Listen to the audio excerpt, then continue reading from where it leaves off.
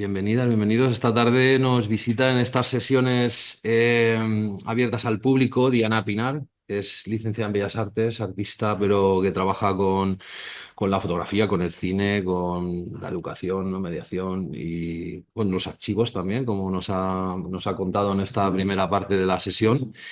Y bueno, pues está aquí para contarnos sobre su proceso, sobre su trabajo y pues como siempre, ya sabéis.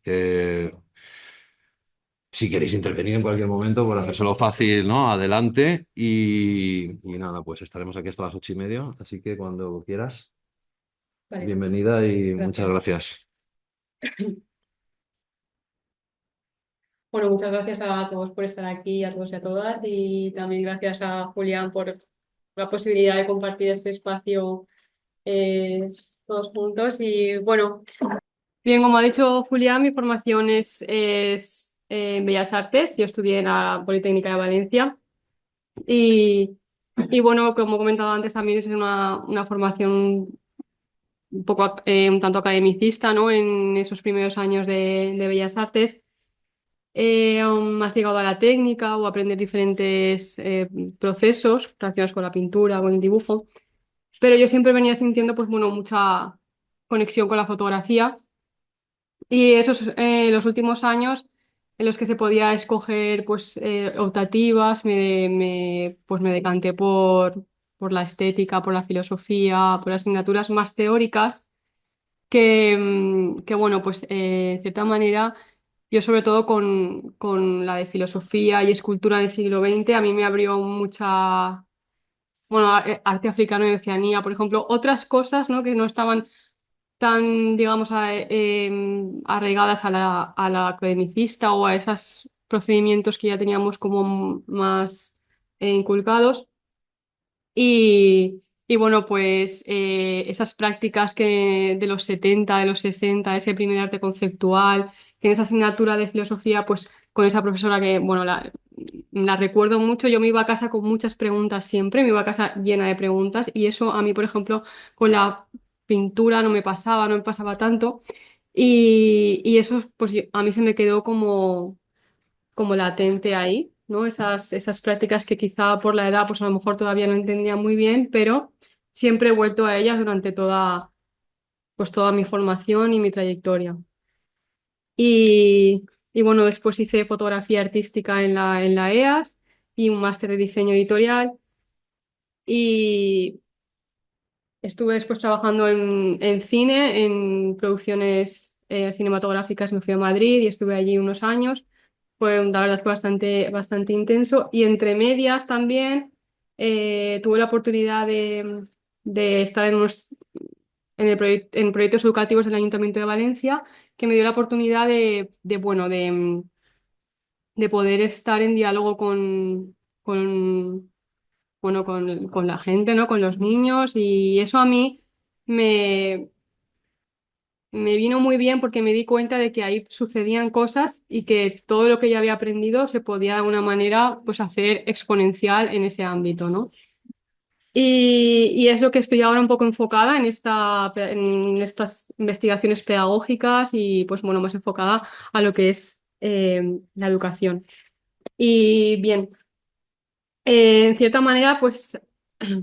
Hola, Fran. Ha sido un tanto como complicado.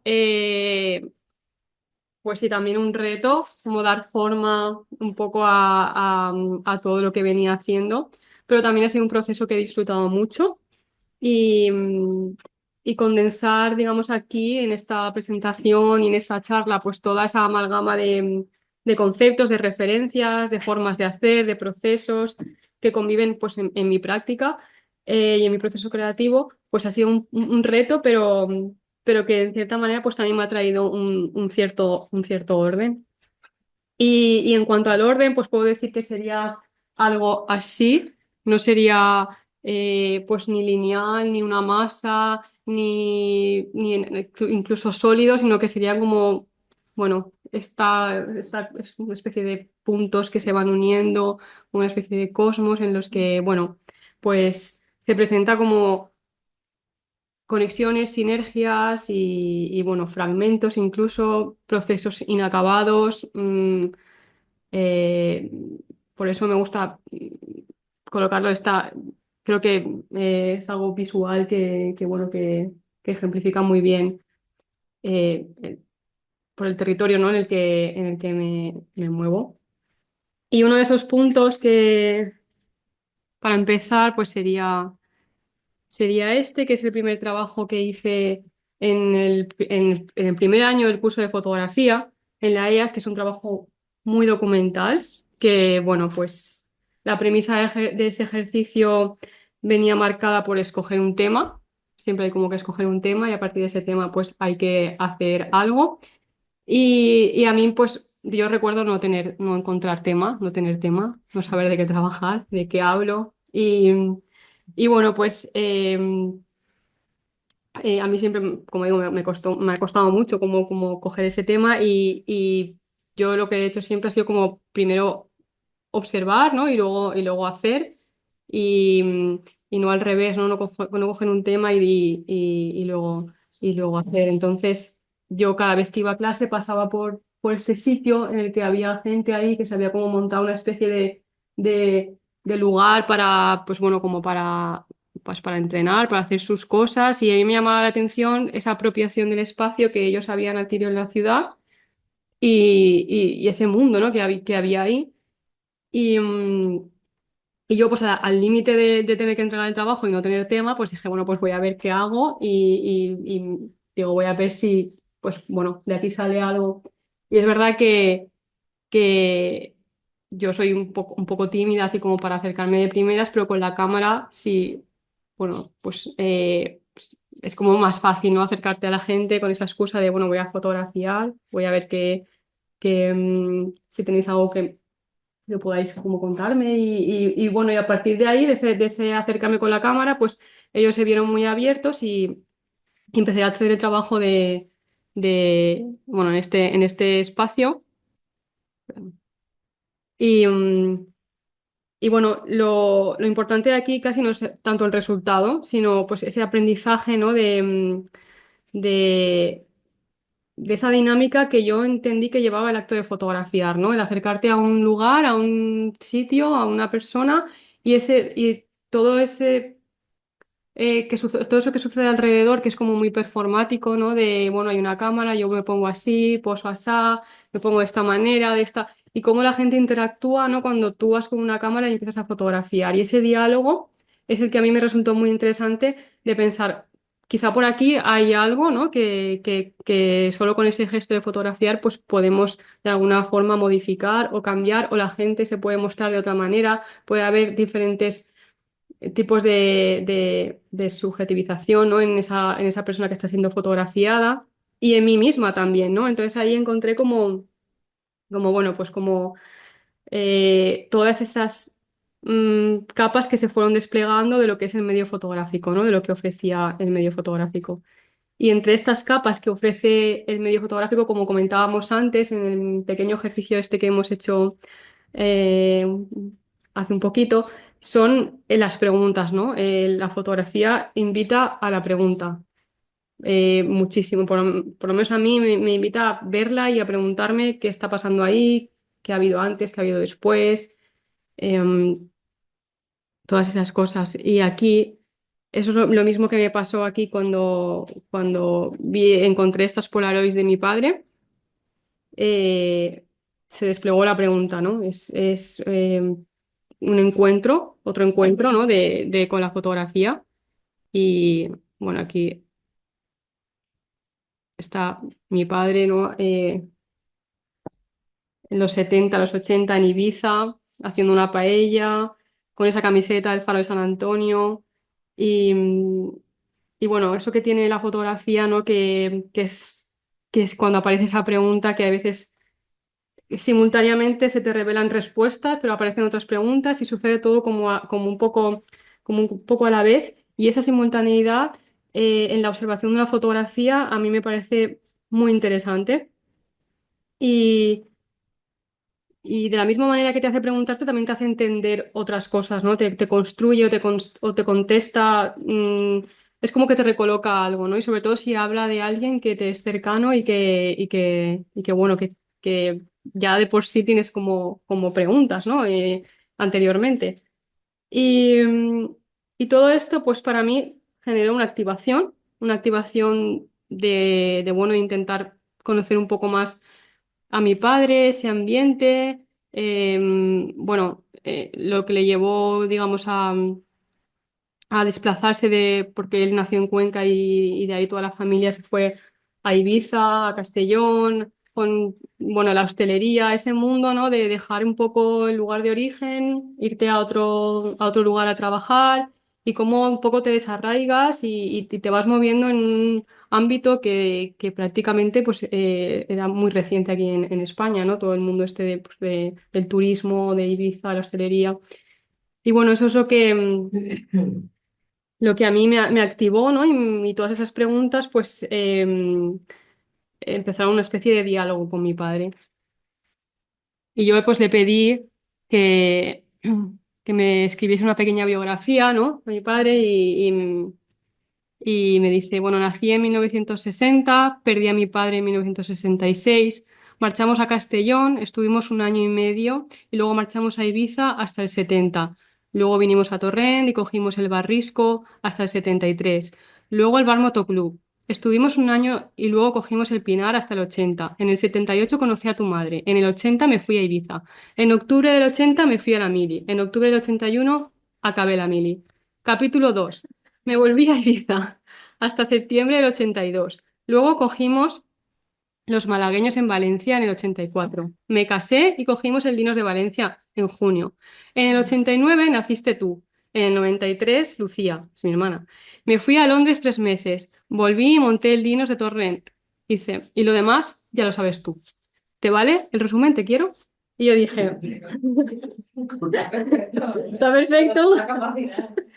Y yo dije, o sea, era un resumen muy esquemático, como, bueno, fechas, pam, pam, pam, pam, pam, hasta que llega al final y claro, pues dice, no, como naciste tú, pues ya lo sabes, ¿no? Lo que pasó después. Y yo dije, bueno, pues si yo no sé nada, si yo precisamente preguntaba porque lo que quería era conocer y con esa frase, pues a mí se me abrió un vacío en el que dije, bueno, aquí quiero, o sea, aquí pasa algo, ¿no? Y en ese vacío, pues había un campo de actuación totalmente abierto entre los dos, ¿no? Y ahí es donde surgió todo un diálogo, eh, bueno, con la fotografía de por medio, por supuesto. Y bueno, se vuelve a repetir un poco ese procedimiento que os comentaba antes, ¿no? De cuando con el espacio, ¿no? Como de modificar ese espacio cuando hay una cámara delante o de por medio. Y se modifica el espacio y también el sujeto, ¿no? Y ese sujeto, claro, en este caso es mi padre, pero ese acto performático de colocarse, de mirar, de posar, pues yo veía que él se sentía a gusto y bueno, pues veía que era un diálogo muy natural, muy... Mi padre también siempre ha sido como muy, pues también un poco performático, ¿no? Muy pues también con esas referencias un poco de los 80, ¿no? Del cine y pues de la música. Y, y bueno, pues aquí en ese colocarse, en ese mirar, en ese posar, en esa naturalidad, pues veía que se iba construyendo algo, ¿no? Que algo que iba cogiendo forma y bueno, pues se iba construyendo pues como un cosmos entre los dos de nuestras referencias, nuestras conversaciones. Y, y yo me preguntaba, bueno, pues ¿qué nos enseña todo esto, no? O sea, la fotografía puede ser una herramienta de aprendizaje mucho más allá de simplemente documentar, simplemente estar en ese acto performático. Puede utilizarse, ¿no? Como un elemento más, como una herramienta pedagógica o de diálogo o de aprendizaje. ¿Con qué actitud nos enfrentamos a estas experiencias? Hay curiosidad, hay juego, ¿no? Que nos invita, o sea, esas cosas que nos invita la fotografía, más todo lo que despliega, que ya lo comentaba, ¿no? Antes de la pregunta, de la simultaneidad.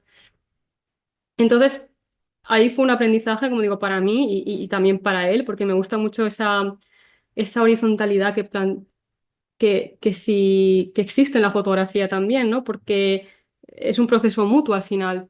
Tú estás como fotógrafo, pero estás fotografiando a una persona, a un sujeto, y ahí hay un diálogo bueno, que puede servir de mucho si se utiliza de una manera como horizontal y abierta para que los dos nos podamos comunicar a través de, de ella, ¿no?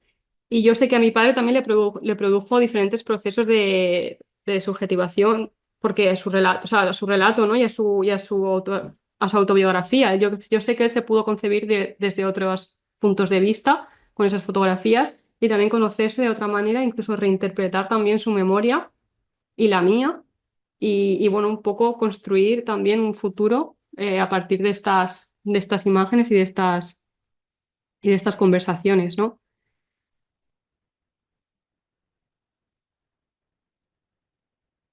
Y esto también llevó ya no solo a lo fotográfico, sino pues a otras materialidades, pues como pues estas piececitas que aquí pues él iba escribiendo mm, todos los bares que había tenido, sus referentes, ¿no? Pues mm,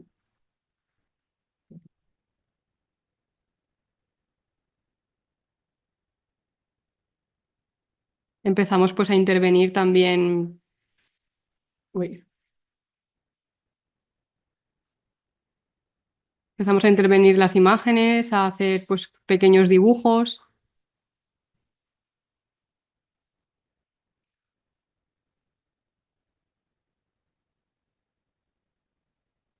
y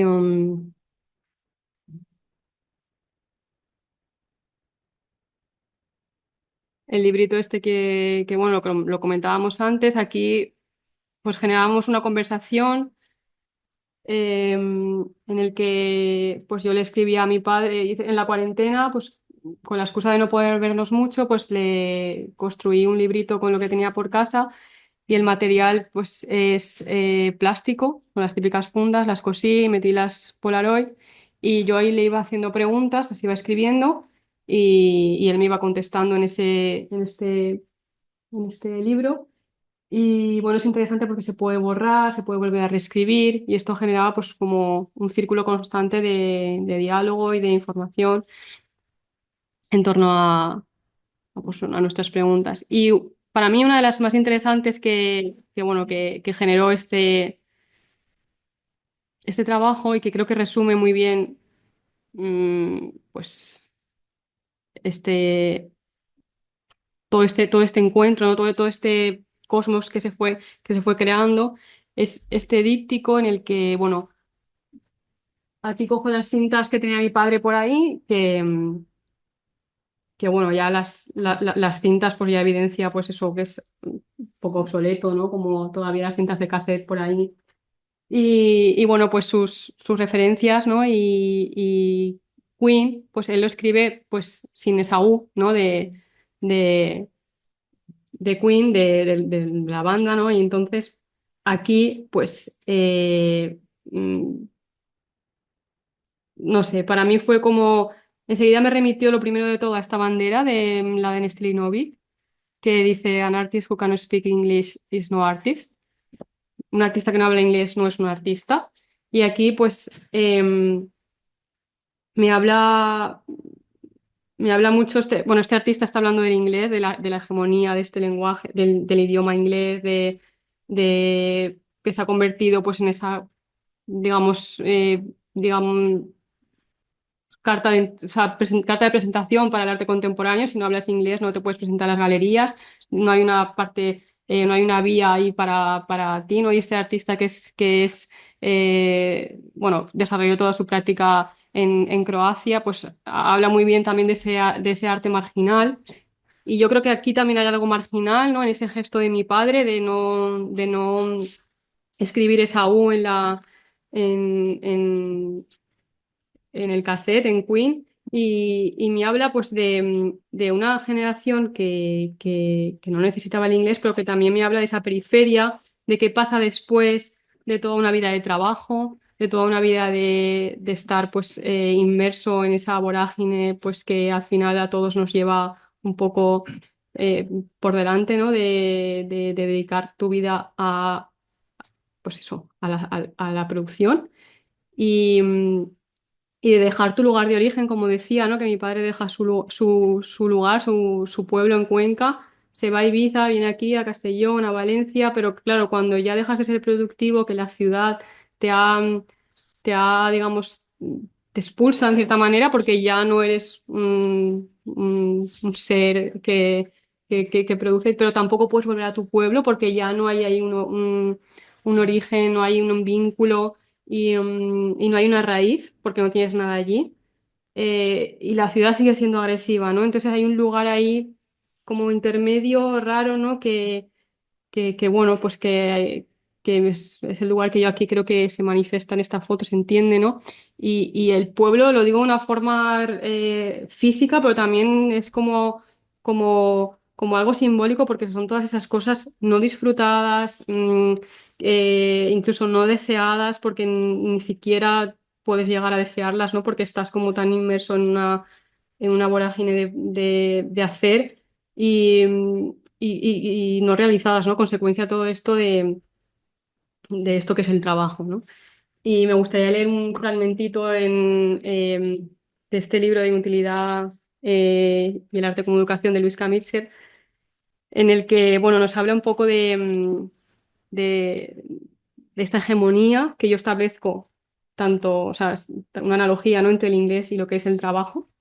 Y dice así, Antonio de Nebrija, el gramático español asesor de la reina Isabel durante la colonización de las Américas, sostenía que el lenguaje es el instrumento del imperio, lo que supuso la erradicación de más de 400 idiomas nativos en beneficio del castellano. Hoy, la expansión del inglés también es un factor que está cobrando importancia en las dinámicas migratorias. El Easy English, el inglés fácil, es una versión disminuida del idioma inglés que trata de abrir el acceso a los no angloparlantes.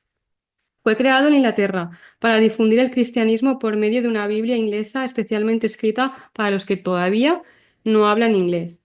Mientras que el idioma inglés tiene unas 172.000 palabras, para el Easy English eligieron las 3.000 que aseguran una comprensión básica y funcional del idioma.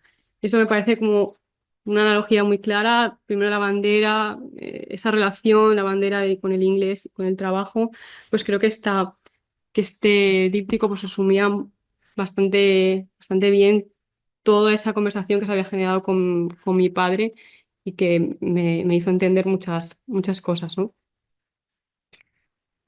Y bueno, como decía también esa práctica del artista de Laden Stilinovic, me remite también por cercanía de periodo en el tiempo y también por conexión, ¿no? Con estas prácticas y estos artistas que comentaba antes de los 60 de los 70 que también, al igual que Stilinovic, su intención ya no fue tanto la de producir obras como la de un uso estratégico de la vida como material artístico. Y a mí esto me interesaba mucho, toda esta preocupación de estos artistas de intentar hacer hibridar lo que es el arte y la vida, ¿no? Como Alan Kapruf aquí con sus primeras instalaciones y esa intención de diluir ese espacio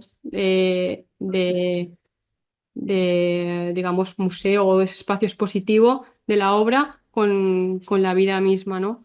Valcárcel Medina también bueno, con ese artista ambulante que iba con esta especie de pancarta o sí, bueno, por ahí, por la calle, ¿no? Manifestando esa asimilación de arte y vida. O Alfredo Yar con esa pregunta de ¿es usted feliz en esas calles de Chile con la dictadura? Entonces, bueno, estos artistas junto con Esther Ferrer, que para mí, bueno, ha sido y es, perdón, un referente,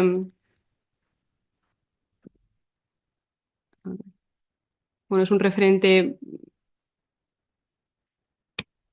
ay, eh, muy potente que, que, bueno, yo la conocí en Bellas Artes porque vino a dar una charla allí y bueno, ella dice en una entrevista en la que le preguntan sobre bueno, su práctica, dice, es que yo no transito entre el arte y la vida.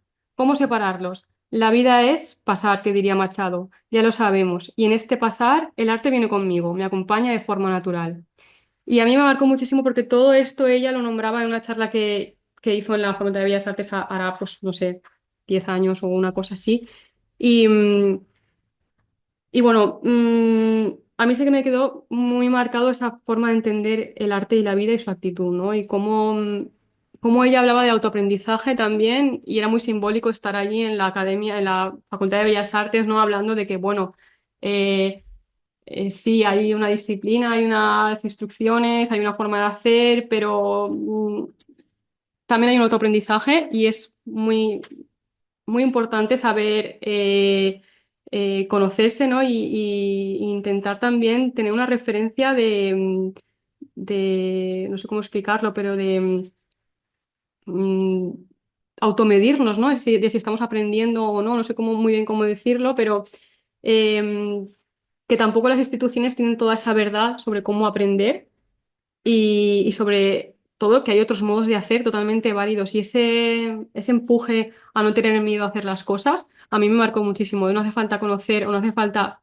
saber hacer algo bien o bien como está establecido para hacerlo. O sea, puedes hacerlo igualmente, disfrutarlo y, y bueno. Creo que eso me venía muy bien para conectarlo con un compañero suyo que al final pues trabajaron juntos y estuvieron los dos muy presentes en esa activación del arte contemporáneo aquí en España en los 70 y es Isidro Valcárcel Medina con este espíritu de aprendiz y él bueno dice así hablando sobre la disciplina y la indisciplina. Dice, la indisciplina es un prototipo aleccionador para cualquier desarrollo de la libertad. Cada acto indisciplinario es un ejemplo de autonomía personal para todo aquel que no es capaz de realizarlo. Incluso podríamos, si nos lo proponemos, presentar ante el indeciso algunos estímulos para animar la reticencia contra lo establecido. Así, bastaría tener y usar un mínimo espíritu de perspicacia para ver que la disciplina es una. No puede ser más que una. Una sola es la forma en que algo se realiza de acuerdo con la rigurosidad de cada caso. Por contra, las indisciplinas pueden ser muchas. Hay múltiples modos de no cumplir con el rigor estricto de la norma. Porque la indisciplina, al implicar el acto indócil un proceso mental, al utilizar autónomamente el cerebro por su propia cuenta y a su propio riesgo, no es sino una manifestación de la libertad. Y eso me conectaba mucho con lo que decía Esther Ferrer en la charla, ¿no? Que, bueno, pues formas de hacer disciplinarias hay una, pero indisciplinarias hay todas las que queramos y ahí está un poco ese rango de libertad de cada uno al enfrentarse a las cosas. Eh, entonces, pues, eh, mientras todas estas referencias y todas estas cosas que he ido comentando me rondaban pues, por la cabeza, también como que iba cambiando la actitud hacia aquello que me encontraba en mi vida cotidiana y, y desde un diálogo un poco más abierto, intentando pues no preocuparme tanto por intentar tener como algo muy sujeto, sino dejarme un poco llevar por aquellas cosas que me iban sucediendo, me iban apareciendo, ¿no? Y, y bueno, en esos encuentros eh, me encontré nuestros encuentros son bueno, estos, en este caminar o en este transitar, me encontré con este conjunto de fotografías de una escuela de ballet que, que bueno, pues las encontré en Madrid y hay muchísimo más material, pero aquí es pues un ejemplo. He traído, bueno, luego está por ahí una pequeña maqueta de todo lo que recogí de estas imágenes. Y bueno, yo me pasé mucho tiempo mirándolas. Vale, está dentro de la carpeta de abajo del todo, creo. Y, y me pasé muchísimo tiempo mirándolas como, bueno, ¿qué hacer con esto? No sabía muy bien cómo dialogar con ellas y el primer impulso es como juntarlas, ¿no? Y intentar como organizarlas e incluso volverlas a reconstruir. pero no tenía ningún sentido porque ese roto, bueno, este rasgado ya decía mucho, ¿no? Sobre estas imágenes. Y, aquí.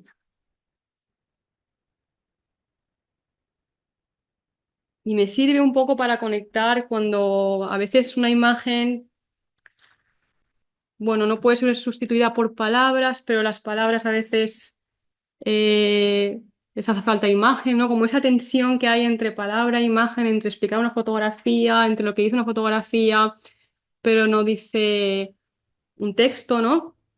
Y aquí mencionaré a Audre Lorde, que es una poetisa em, neoyorquina que dice, donde el lenguaje todavía no existe, es nuestra poesía que ayuda a fabricarlo. La poesía no es solamente sueño o visión, es el esqueleto arquitectónico de nuestras vidas. Y bueno, esa relación entre texto e imagen y entre poesía y fotografía, creo que así como ella se apropia de la poesía como lenguaje para lo innombrado, ¿no? Porque es una poeta que habla mucho de lo marginal, de lo que no se dice o de lo que no se quiere decir o de lo que todavía no tiene palabras. Pues aquello que, pues la fotografía también captura, ¿no? Aquello que es innombrable, que no hay palabras a veces para verbalizar, ¿no? Lo que la potencia de una imagen o lo que es de enigmático una imagen, pues bueno, solo la fotografía lo puede decir. Y aquí, pues, yo veía esa potencia, ¿no? De cosas que aunque yo pues las explicara o intentara o intentara juntar las fotografías o hacer otro tipo de reinterpretaciones, pues yo veía aquí, por ejemplo, en una imagen tal cual mm, como es esta, ¿no? Y hablando de la disciplina, del gesto, de ese gesto bueno, que debe ser único y perfecto, como ese gesto de ballet, aquí en cada alumna era pues un gesto diferente, esa conversación entre lo universal y lo que es identitario de cada uno. Y creo que todo esto se alojaba en esas imágenes y que no hacía falta bueno, que se hiciese nada más, sino que dejarlas así. Luego también ese roto que queda, qué es lo que falta, ¿no? Cómo continúa la foto, cómo cerrar esta imagen, no sabemos muy bien qué es lo que hay ahí. Entonces, bien, pensé que, que no sé, que habría así muchas más significados que si la cerraba yo de alguna manera.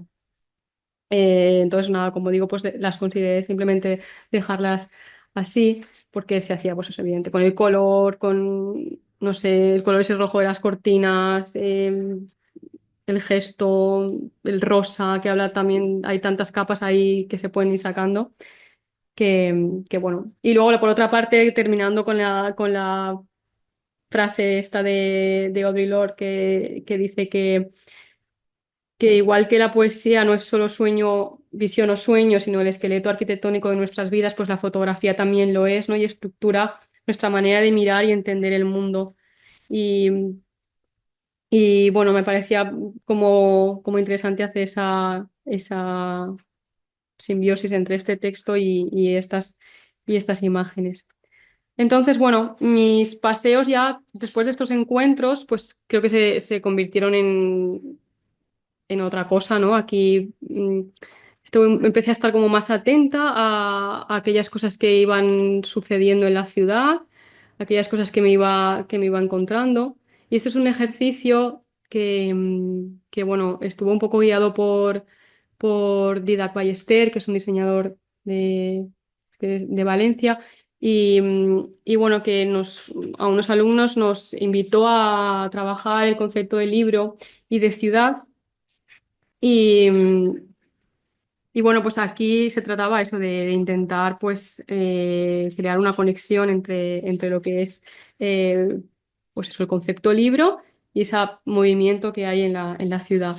Y hay una frase que no sé muy bien de quién la escuché, pero que dice ser más conscientes del espacio exterior nos hace ser más conscientes del interior y esto también pasa al revés, ¿no? Ser más conscientes del interior nos hace ser más conscientes también del exterior y establecer un diálogo mucho más potente cuando hay esa conciencia. Entonces aquí lo que fue moverme por la ciudad, en la ciudad que, como digo, es constante movimiento y recopilé todos esos fragmentos que me iba encontrando en esos trayectos y en esos paseos y bueno, simplemente los junté, medio encuaderné, o sea, los puse todos juntos y bueno, se queda como una especie de, de libro o sea, libro inacabado, ¿no? Porque se pueden seguir introduciendo fragmentos y todas esas cosas que la ciudad desecha y son residuos, pues aquí dentro de ese concepto libro, pues quizá de alguna manera, pues como una especie de engranaje, ¿no? Entre esa cosa que es movimiento, que es circulatorio, que es fragmento, que es residuo, pues aquí se recoloca en algo más sólido como es el libro, siempre lo acota, ¿no? El libro siempre acota todo aquello de lo que quieres hablar, ¿no? Entonces, para mí, pues de esta manera se expandió lo que podía ser el diálogo y la herramienta de aprendizaje.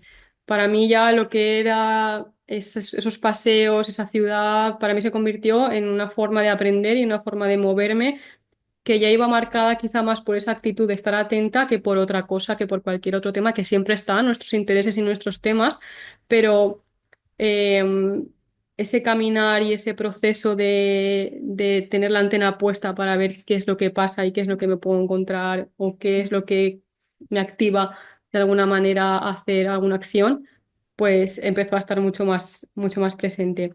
Y ese caminar también para mí ese proceso del caminar es totalmente una analogía de lo que es el proceso de creación. Y me gustaría también leer aquí unas palabras de David Le Breton, del Elogio del Caminar, que bueno, dice, caminar es una apertura al mundo. Restituye en el hombre el feliz sentimiento de su existencia. Lo sumerge en una forma activa de meditación, que requiere una sensorialidad plena. A veces uno vuelve de la caminata transformado, más inclinado a disfrutar del tiempo que a someterse a la urgencia que prevalece en nuestras existencias contemporáneas. Caminar es vivir el cuerpo, provisional o indefinidamente. Y luego dice una frase aquí que apunta a caminar reduce la inmensidad del mundo a las proporciones del cuerpo.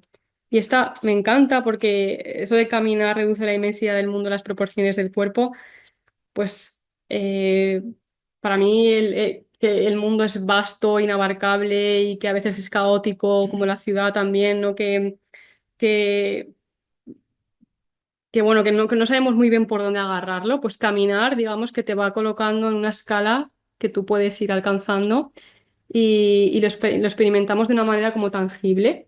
Y ya no es como una cosa que no sabes muy bien por dónde coger, sino que ya se vive directamente con el cuerpo, ¿no? Y con lo que tú puedes agarrar de ahí. Y caminar pues es herramienta de exploración y de recopilación y de observación que se abre a la vida misma, ¿no? Y que está presente en el quehacer cotidiano. Y para mí esto empezó a ser una fuente de inspiración. Y al final el resumen pues se trataría de estar en el mundo desde una actitud curiosa, desde una intuición, desde pues incluso algo incierto, ¿no? Y a veces esa incertidumbre nos incomoda porque no sabemos muy bien qué está pasando, hacia dónde ir, ¿no? Y hay incomodidad ahí, pero es que esa incertidumbre es la que también te mueve al movimiento y a intentar, pues según el momento, ir hacia un lado, hacia otro, y no pasa nada, no siempre se puede volver atrás o coger otro camino o bueno, o incluso dejarlo ahí que duerma y volverlo a rescatar en otro momento. Entonces, eh, ese habitar ese espacio un tanto incierto, pues para mí que me llevaba hacia otras derivas y cada vez me iba sintiendo un poco más cómoda en ese lugar un poco abierto y frágil, ¿no? Y bueno, y, bueno, incierto y que cuando, no sé cómo explicarlo, pero cuando en ese lugar incierto descubres algo o hay algo que se te revela, ahí es donde está el aprendizaje y ahí es donde tienes que ir, ¿no? Y para mí eso pues empezó a ser muy, estuvo muy presente en mi práctica. Y también tiene que ver con el azar, ¿no? Con esa cosa que es el azar, que aquí, pues, Valcarce Medina lo explica muy bien, que bueno, que ya veremos que no es tanto azar, ¿no? Dice, lo subterráneo del azar se halla en nuestra intención, no en el sustrato de lo imprevisible. Esto último se ha demostrado que no es tal. Se ha insinuado incluso que solamente subsiste el acaso cuando se ha agotado el conocimiento. A fin de cuentas, la dimensión de lo azaroso no permite el fallo. Por la misma razón, el arte que reside en la actitud del artista no conoce límites. Si fuéramos medianamente conscientes, nuestra inquietud respecto al fruto de la creación no se orientaría hacia el acierto en lo infrecuente, sino hacia la seguridad en lo permanente. Dice, incluso la más luminosa de las innovaciones no puede dejar de estar ligada a lo conocido, aunque su visión fuera desconocida. Del mismo modo, una estrella sorprendente no es que se localice fuera de toda la realidad, sino únicamente que se hallaba ubicada en un espacio marginal según nuestro punto de vista. Entonces, aquí yo creo que mm, tiene mucho que ver, ¿no? con la actitud, mm, al final nos está diciendo que el azar está totalmente determinado por tu actitud. Y cuando hablamos de azar, cuando hablamos de que el arte se mueve en ese terreno azaroso, no hay posibilidad de fallo y no hay posibilidad de error porque, porque no la hay, porque en cierta manera lo dices tú, es tu proceso y pone en jaque un poco esa idea de éxito y de fracaso en la creación, ¿no? No hay éxito y no hay fracaso porque al final es tu actitud la que está la que está determinando cómo te mueves. Y bueno, para mí esto me hizo mm, marcar como una actitud un poco más abierta y sin fronteras hacia la práctica y la experiencia, y donde la acción, la misma acción, el cuerpo, el paseo, el caminar y la idea tenía mucha más importancia que los resultados finales. Y, y me gusta eso también de la estrella que dice, ¿no? De que no es un salto al vacío, no es vamos a innovar y a ver aquí de la nada lo que sale, sino que es una reinterpretación de lo que ya existe. Y simplemente es colocarlo en una perspectiva diferente o en otro lugar o dislocarlo de donde está o simplemente crear nuevas conexiones. Y, mm, y entonces no hay un absoluto azar, sino hay una transformación. Y eso es tranquilizador también, ¿no? Como decir, bueno, eh, no es perseguir tanto lo infrecuente, sino desarrollar una visión que haga permanentemente visible lo que está ahí, ¿no? Pero desde otras perspectivas. Entonces, mi práctica empezó a moverse por esos terrenos de, de lo cotidiano, del dejarse un poco influenciar por lo que me iba encontrando, pues por elementos como muy cotidianos, como por ejemplo los crucigramas para mí, esa instrucción casi que es la definición de los crucigramas. Aquí hay uno que dice, esto es una tablita, a ver si puedo verla bien. Que, bueno, dice distancia desde la extremidad del dedo pulgar a la del índice, separados todo lo posible. Y claro, esta transformación de las definiciones de los crucigramas en instrucciones como más performativas, poéticas tal vez, pues bueno, hay una inspiración en el lenguaje, pero es un puente entre lo literal y una traducción libre, ¿no? De lo que se está leyendo. Y ya no solo se queda en el lugar de lo que es el crucigrama, que es un ejercicio como solitario, como más mental, sino que pasa a un acto, ¿no? Ya el pensamiento invita al acto y, y ya deja de ser algo quieto para moverse y para que el cuerpo esté también invitado, ¿no? A ello. Y por otro lado también invita a otro, porque lo que es algo como, bueno, universal en esa frase, en ese texto de distancia desde la extremidad del dedo pulgar a la del índice, separados todo lo posible, pues se convierte en algo íntimo y único en cada persona, pero también en algo universal, ¿no? Es una cosa de universal, íntimo y, bueno, único en cada uno. Así que estas definiciones me sirven pues para conectar, para activar y para incluso las conecto con otros artistas que pues en ese momento eh, pues manifestase con palabras el pensamiento. Y esta es Andrea Higino, que tiene una serie bueno, de piezas, ¿no? En las que habla un poco también de la educación, del alimento, también de lo cotidiano. Em, Sonido leve que hace una cosa delicada al romperse. Pues todas estas cosas a mí me ayudan. Son ejercicios, bueno, relámpago, no sé cómo decirlo, que en ese momento estás ahí y cuando esa cosa te devuelve, cuando lees, te devuelve algo, pues de alguna manera lo guardo y me sirve para más adelante quizá rescatarlo, conectarlo con otra cosa. Em,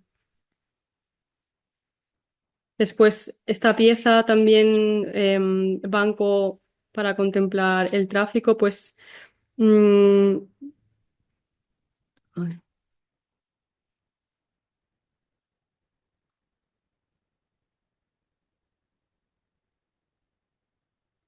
bueno, yo paseando por Madrid, por una zona, lo puedo ampliar,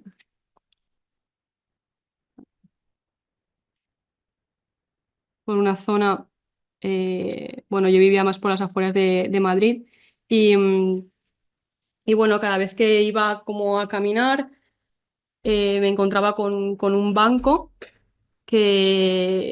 bueno, que su ubicación era absurda porque estaba mirando hacia la autovía, hacia la carretera, para pasar y solo se veía pues el contemplar del tráfico, ¿no? Y cuando paseaba, yo siempre que pasaba por ahí decía, me hacía muchas preguntas, ¿no? En torno a ese banco. Me preguntaba cosas como relacionadas con el urbanismo, con el paisaje, con la mirada, con la contemplación y también con ¿no? cosas como naturalizar ese tipo de cosas, ¿no? Que teniendo el Prado a 300 metros, como un banco directamente posicionado en dirección hacia la carretera. Entonces dije, bueno, pues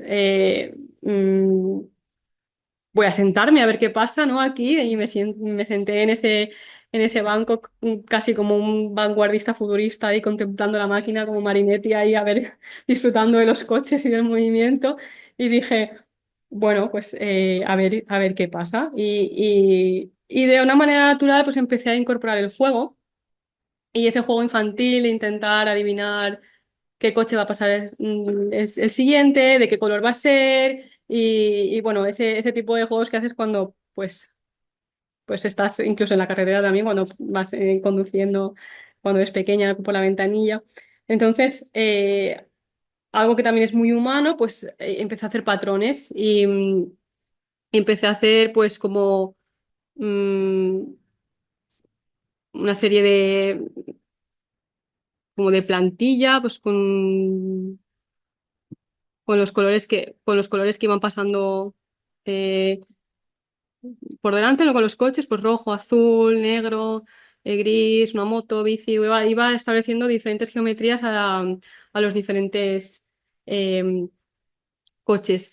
Y finalmente pues hice como una especie de textil, una bandera, que la coloqué pues justo enfrente del banco y ya pues la visibilidad era otra.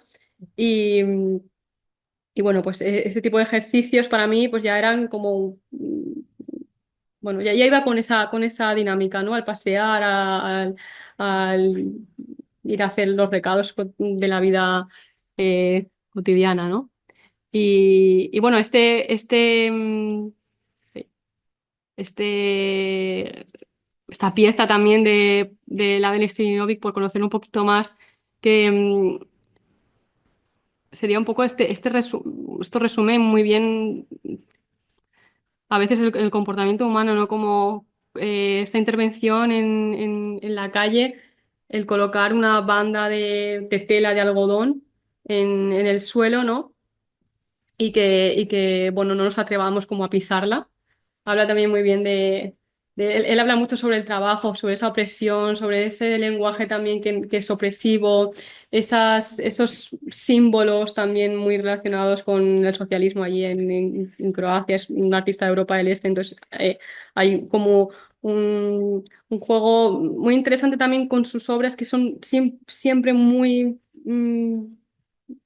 em, frágiles o sutiles o con material muy al alcance de todo el mundo, ¿no? Y entonces él dice, ¿por qué si podemos andar por algo blandito y blanco, ¿no? Porque lo saltamos. Y eso me parece eh, muy interesante. Y bueno, perdón. Este, luego este encuentro con este diccionario universal, ¿no? En el que bueno, pues es un encuentro de un diccionario ilustrado voy a ponerlo así mejor, así. Diccionario ilustrado del típico de escolar, de Salvat, de toda la vida. Y, y bueno, hay algo muy poético y muy conceptual en este fallo de impresión. Es un diccionario con un fallo de impresión en el que cuando lo abro y lo veo, pues lo voy ojeando y llego al punto en el que me encuentro con una página con banderas uno, banderas 2, ¿no? Y son las banderas del mundo. Y, y ya la idea de que esté en un diccionario, ¿no? Como en ese contenedor de verdad, de cuando queremos saber, pues eso, la connotación de una palabra, el significado de una palabra, vamos y recurrimos al diccionario. Y bueno, encontrarme este fallo de color en este diccionario ilustrado para mí fue como me dislocó, ¿no? Porque algo tan cargado de significados, tan simbólico como es una bandera, se convierte en algo inesperado y en algo que se desplaza totalmente cuando ese color rojo pasa a ser rosa, ¿no? Y aquí me cuestionaba muchas cosas de pues, la veracidad, el, aquello que es el poder, la seriedad, las connotaciones del color rojo, las connotaciones del color rosa. Y este error, ¿no? Es un poco detonante para activar pues, preguntas sobre la identidad, sobre los símbolos y, bueno, pues lo arbitrario que también puede ser al final algo tan inquebrantable, ¿no? Y absoluto como es una bandera. Aquí se presenta, pues bueno, como algo arbitrario y como también habla un poco del fracaso de los sistemas humanos, ¿no? De que podía haber sido azul, verde, rojo, amarillo, igual que también el lugar donde naces, puede ser aquí o vete tú a saber eh, dónde. Y, y bueno, pues al final era como todo se transformaba y todo me remitía a esa actitud, a una actitud de ir un poco pues despierta, abierta y pendiente, ¿no? De lo que la ciudad pues me iba enseñando y me iba mostrando. Y aquí pues bueno, lo mismo, ¿no? Con estas cintas de las típicas de embalar que todos utilizamos pues, para pegar y para embalar lo que sea, pues aquí la función cambia y en vez de ser la de adherir y pegar, pues es la de despegar. Y voy recogiendo un poco esos pedazos de anuncios y de carteles que voy encontrando por la ciudad y, y habla también como de esa arqueología de la ciudad, de ese movimiento, de esas otras vías de circulación de información, que también es muy interesante, cómo seguimos utilizando la calle para hablar, para dirigirnos, ¿no? entre nosotros. Y todos esos mensajes que hay en la ciudad, pues los iba recopilando y los iba acumulando y los iba enrollando otra vez en esa cinta. Y para mí era como bueno, toda esa acumulación de información, de mensajes, de pensamientos, de deseos que hay en la ciudad, ¿no? Al final, como la ciudad invita a producir, al constante movimiento, y cuando lo desenrollaba, pues se iba percibiendo esas cosas, ¿no? Ese lenguaje que a veces utilizamos, no sabemos muy bien por qué, si es porque nos sale natural o porque, pero siempre siempre es como para buscar trabajo, como para ofrecer trabajo, para como mucho encontrar una habitación o he perdido a mi gato, pero más allá de eso no había mucha cosa más y siempre se repetía, por ejemplo, soy una persona responsable y seria, soy responsable y serio, soy puntual y responsable. Y yo, pero realmente somos tan serios, tan responsables, o sea, esta dinámica que se crea un lenguaje ahí como ya automatizado, ¿no? Bueno, esto es lo que hay que poner y así es como va la cosa, ¿no? Y eso pues también me parecía como, mm, me interesaba mucho, ¿no? Como rescatar esas piezas de la ciudad. Este ejercicio, lo mismo, esta cinta, pues es ir escuchando mm, todo lo que se va, pues todo lo que vas escuchando por la ciudad, ¿no? Esas palabras sueltas, yo iba caminando y las iba apuntando y también las iba enrollando en una cinta y finalmente es como un poema colectivo o una cartografía del- de ese recorrido que tú vas haciendo por la ciudad y, y bueno, y luego estas cosas siempre derivan a otras porque claro, se puede abrir, expandir, cortar, volver a pegar.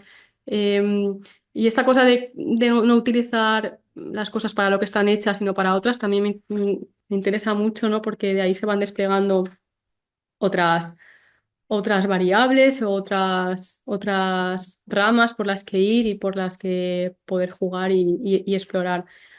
Y ahí donde pues está esa curiosidad o está esa cosa que te llama la atención, creo que ahí es donde sucede pues esa conversación entre arte, aprendizaje, exploración y bueno, ahí es donde, en ese lugar es donde me mantengo y donde también pues me interesa para lo que son las prácticas pedagógicas y donde un poco estoy derivando o intentando eh, como pues que desemboque todo ahí, ¿no? Todo ese aprendizaje en intentar pues que ya no sea, o sea, que sea, digamos, esa dinámica de esa perspectiva o de esa actitud hacia lo cotidiano, la que determine un poco el proceso de aprendizaje. Y la relación también entre nosotros, en este caso en el aula, entre ellos mismos.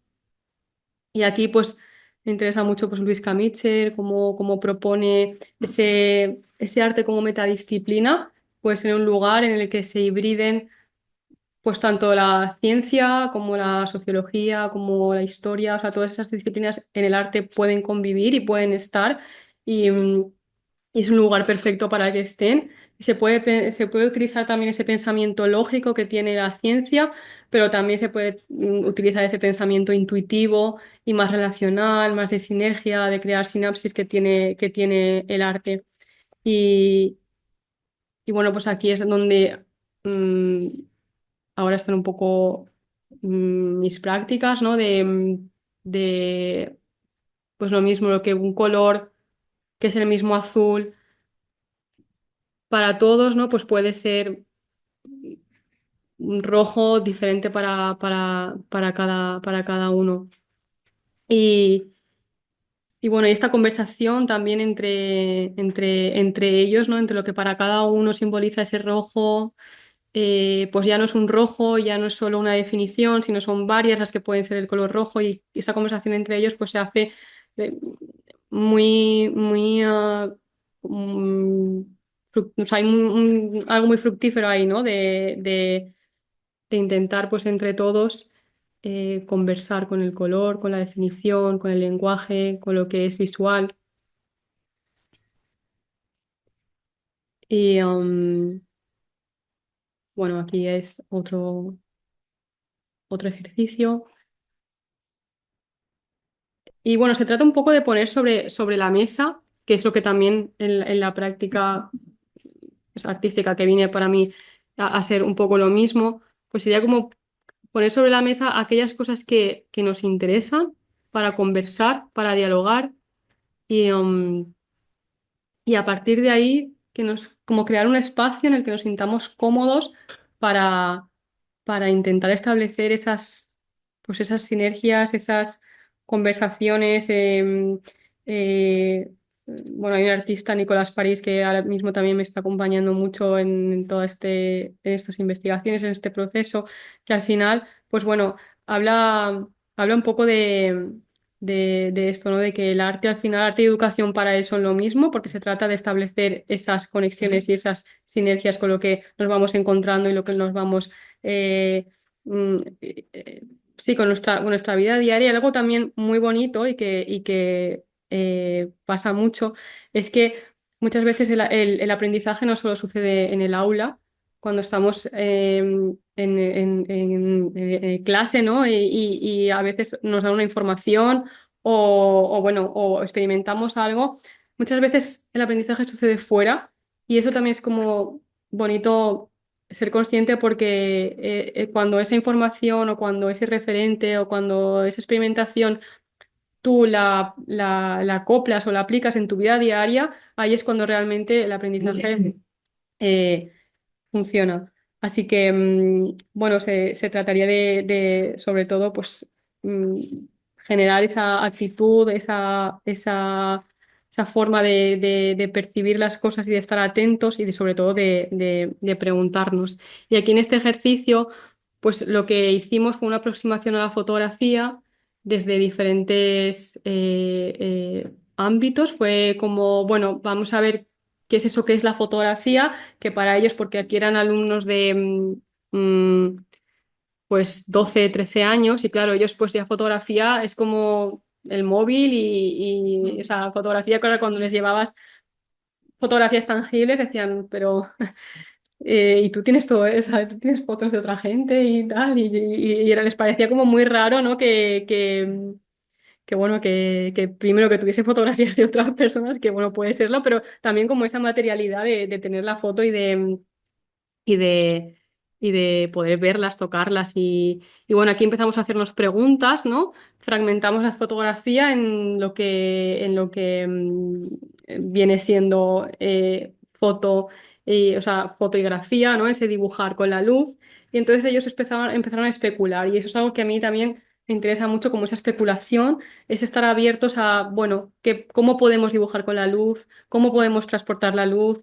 Em, Vamos a ver otras maneras de fotografiar, ¿no? Y ellos empezaron pues a decir diferentes, pues el espejo, ¿no? Que es algo también muy fotográfico que está ahí, pues empezar a hacer juegos con el espejo, em, transportar la luz, pues por ejemplo con diferentes, pues aquí vemos con el espejo, el prisma, los filtros de colores y, y empezaron a suceder cosas, ¿no? Y en ese proponer, especular, intentar ir hacia unas vías de mover la luz, de dibujar con la luz, pues empezamos con los espejos a intentar iluminar partes del cole. Era un cole que entraba muy, muy poca luz, entonces al final lo que hicimos fue un ejercicio como inverso, salimos de la clase y desde fuera empezamos a iluminar el colegio desde fuera hacia adentro.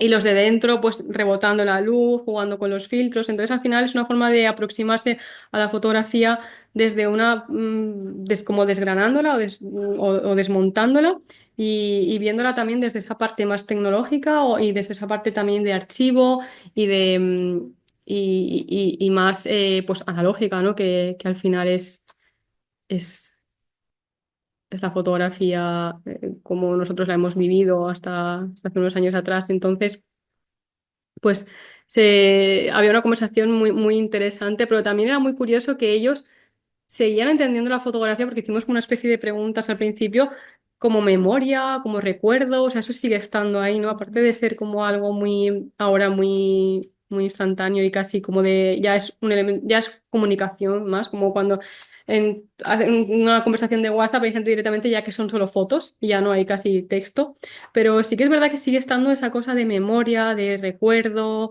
de pasado y, y bueno, pues aquí nos acercamos pues desde diferentes puntos a la fotografía y, y voy a ver si tengo por aquí esta imagen que también es muy curiosa. Aquí, por ejemplo, em, bueno, hicimos una caja oscura, pero aquí yo les preguntaba en esta caja, ¿no? ¿Cuántas fotografías creéis que hay en esta caja? Y, pues, guau, pues no sé. 400, 500, tal, y el volumen, ¿no? de lo que era la caja les sorprendía y luego cuando veíamos las fotografías que había en el móvil, en ese momento no sé si tenía como 10.000 o 12.000 fotografías, entonces claro, era como esa materialidad de la imagen de lo que pesaba la caja, de todo, pues les, les llamaba la atención.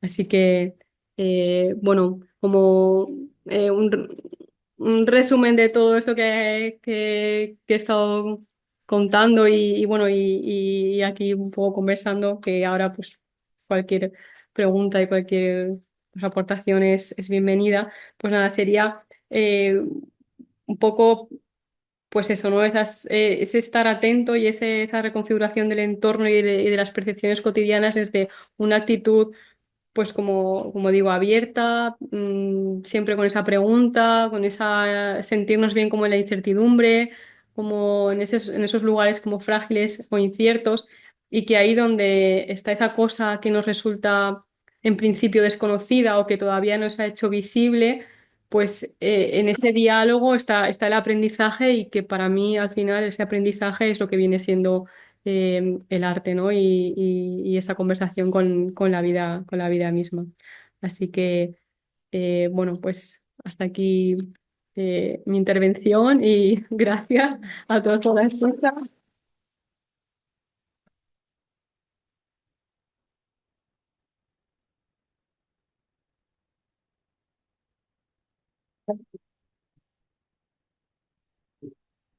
Y bueno, si tenéis alguna aportación o queréis conversar un ratito, no sé, ya, sí.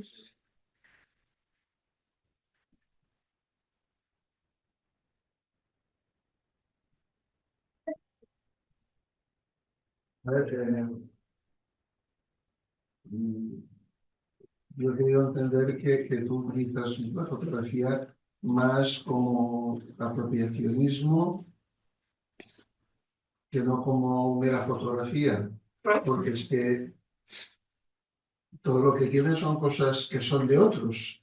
Practicas como una forma de cleptomanía y de vandalismo destructivo al recoger cosas de otros que han puesto, ¿no? Eso es por lo de la cinta o por... Pinta, por ejemplo. Bueno, vandalismo es... A ver, vandalismo... ¿Eh? Sí, sí.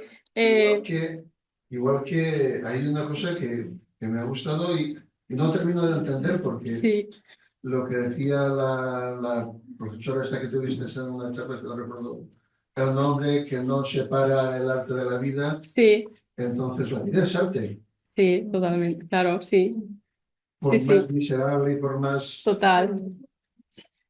O sea, Sí. partimos de que la vida es arte. Claro, ahí está la actitud, ¿no? Un poco estas prácticas, yo creo que te refieres a Esther Ferrer, que es, Sí. sí, bueno, que ella es una artista que siempre... Se llama Esther Ferrer. Ah, mira, pues, para no acordarme. Yo que sería mejor que hicieras la fotografía, me parece Sí. que sobre la página de Lima, la ampliaras, porque ahí sí que habla del arte de la vida, lo define muy bien. A ver si...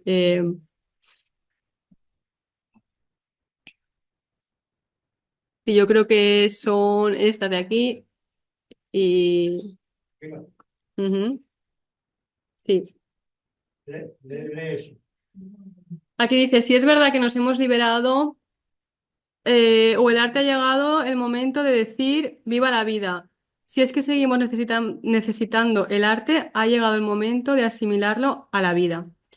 Sí, bueno, es que prácticas de los 70, estos artistas bueno, un poco el movimiento Fluxus ya empezó por ahí y todas estas prácticas de Alan Kaproof y esta gente que invitaba a, digamos, a diluir esos parámetros, esas fronteras que se habían establecido entre lo que era el arte y la vida, ¿no? O sea, porque al final tiene que estar en un museo, porque no puede ser accesible, porque yo no puedo ser artista, porque yo no puedo tener ese diálogo y un poco se preocuparon digamos, de vivirlo, de experimentarlo, ¿no? Y al final, aquí Valcárcel Medina lo narra muy bien, que es como, al final es un acto consciente de responsabilidad, ¿no? Hacia la vida. Entonces, ir con esa actitud de decir, bueno, ¿por qué esto está aquí, pero por qué no puede estar así, ¿no? Entonces, tener esa autonomía y esa responsabilidad también hacia lo que es la vida cotidiana y sobre todo también lo une mucho al aprendizaje.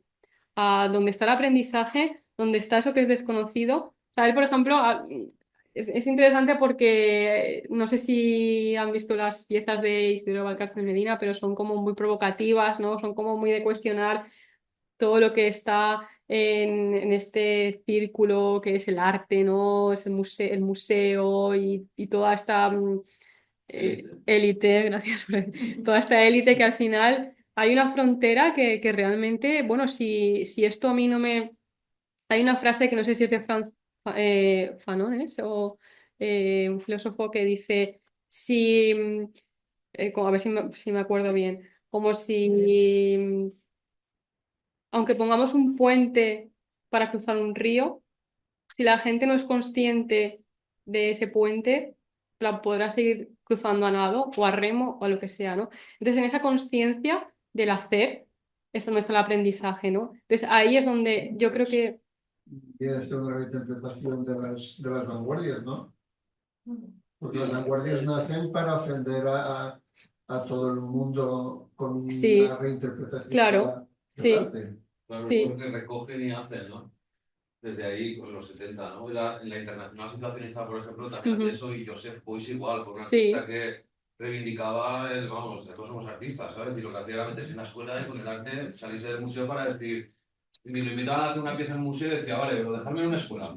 Y entonces en la escuela intentaba plantear que ese juego va, ¿sabes? Lo que está comentando Diana, ¿no? De, joder, devolver de otra manera, ¿no? A la sociedad esa relación con el arte que nos da ujú, actualmente pues, sobre el museo, la claro, vitrina, que no se puede tocar, ¿no? exacto, sí, sí,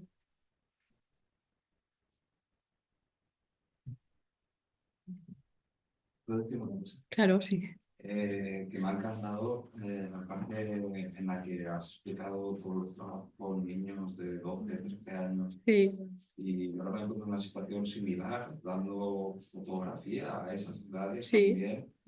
Y sin ser yo fotógrafo, pero bueno, poco a poco me voy enterando, ¿no? Entonces, me ha inspirado bastante y te lo agradezco gracias, por eso. Y pues, sobre todo lo de intentar traer la luz adentro. sí, Nosotros estamos en Barracones, al lado mira. del cementerio, entonces es también un sitio muy Sí, curioso. claro. Sí, sí, sí. Sí, al final el espacio nos está hablando también, ahí hay una fuente, bueno, de actuación total, ¿no? Y yo creo que ellos mismos lo saben, se dan cuenta y simplemente ponerles, bueno, la fotografía va de esto, ¿no? Va de luz, va de dibujar con la luz, ¿de qué más va? De espejos, va de... Y es que es emocionante. Vamos, cuando yo les hacíamos como mini encuestas que a mí me gustan mucho porque se les queda un tiempo para pensar, para reflexionar sobre qué es lo que vamos a hacer y también darles esa autonomía de que son ellos los que están creando el ejercicio y no el educador o el profesor el que está ahí dirigiendo. Y eso para ellos les da una sensación, o sea, es una sensación libre de poder decidir cómo quiero aprender también, ¿no?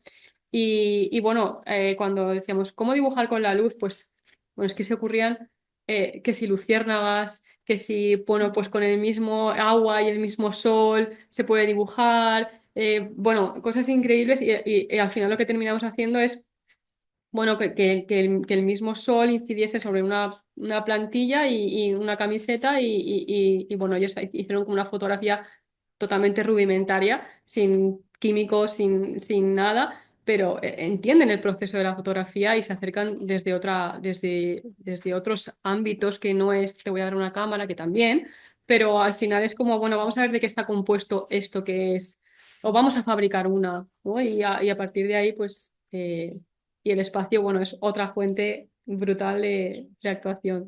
Sí, sí.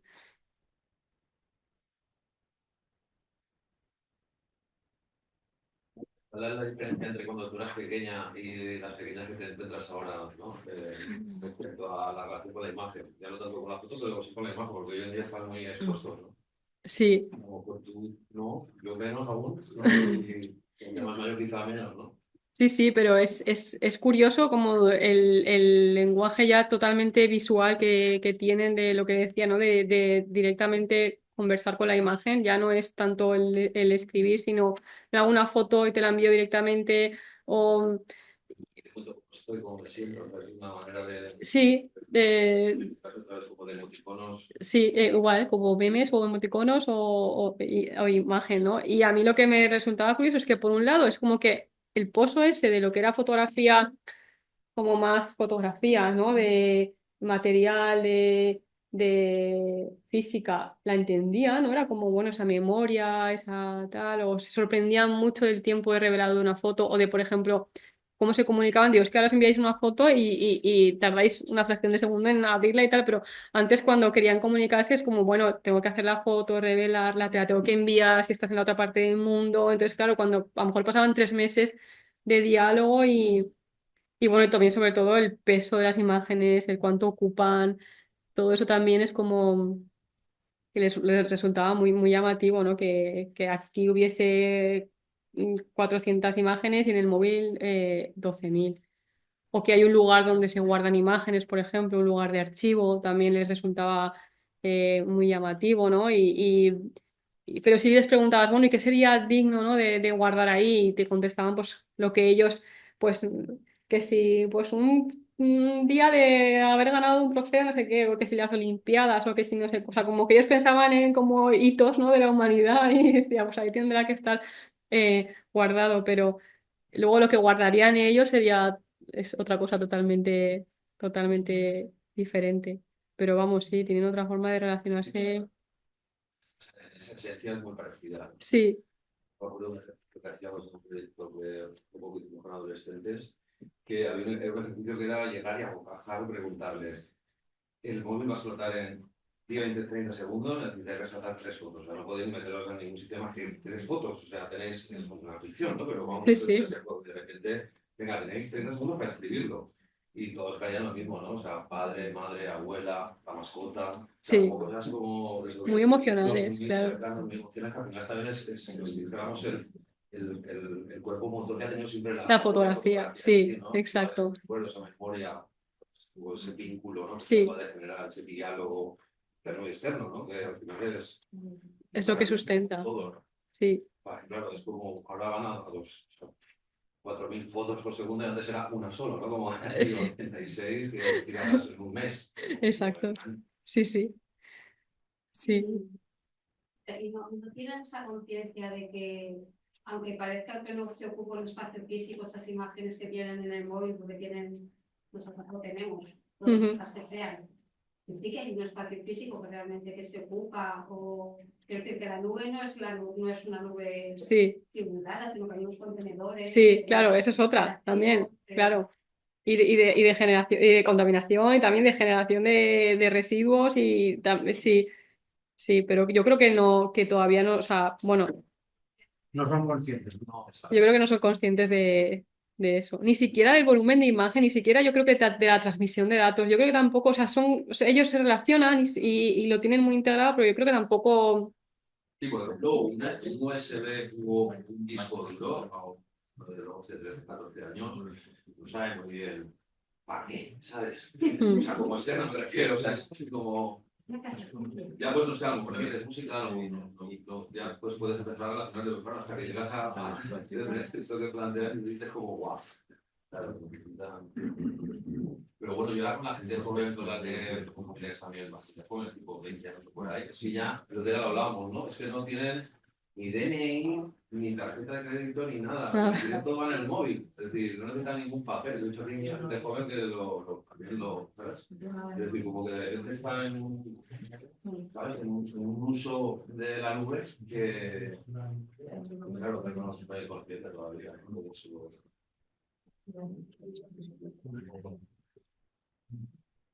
Quería comentar bien una cosa, que bueno, es una pequeña cosa, que llegó un momento de mi vida que estaba así como muy nómada, entonces tiré muchas cosas y entre ellas todas las fotografías mías. Y ahora viendo tus trabajos digo, oh, qué guay que tú te lo hubieras encontrado. ¿Te imaginas? ¿Te imaginas que vengo yo aquí como cleptómana y le enseño tu trabajo? Pues al final hubiese sido la vida misma y hubiese estado súper bonito el encuentro. Perder fotos a posta para que aparezca en un museo. Y las en la puerta, ¿no? Sí. Vaya a cerrar cerca.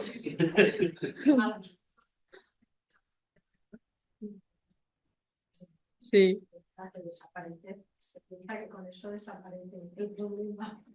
también es que hay algo ahí también muy fuerte en todas las creencias, ¿no? De la imagen, de la fotografía, del alma. Bueno. Ujú.